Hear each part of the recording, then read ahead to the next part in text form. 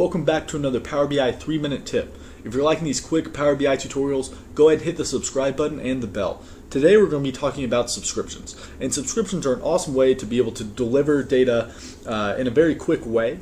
It's basically your report, whenever it's updated, is a snapshot of it is sent directly into your email. So you can just kind of view the data really quick, or you can use the embedded link to come to this report. So the way you do this is you just click the subscribe button up here and click save and close. And just like that, your subscription is set and you'll get an email every time the data is refreshed. And we can do this one of two ways. We can come over to our workspace and go to datasets and set up scheduled refreshes by clicking on the ellipses and going to settings.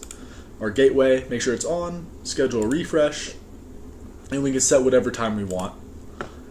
So now when we come back to our data sets and we have our scheduled refresh, whenever that hits, it's going to update the data and it'll send us a snapshot.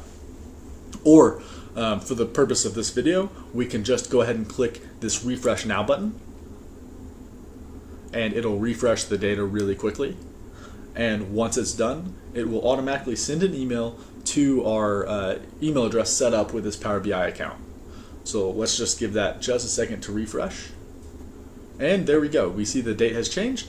The pop-up has gone away. And now let's check our mailbox. And there we go.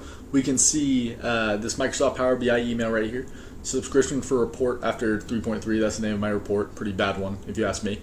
And if you click on it, you can see a quick snapshot of your report based on how it was taken at the time. Really cool. You can also click this. Here, let me make this a little bit bigger so that we can see. You can always click this link to go to report, and it will redirect you right to that report. So, really cool stuff. This makes it really easy to digest your data in a quick way and interact with it very easily. So if you like this lesson, go ahead and click the subscribe button, and I will see you in the next Power BI 3-minute tip.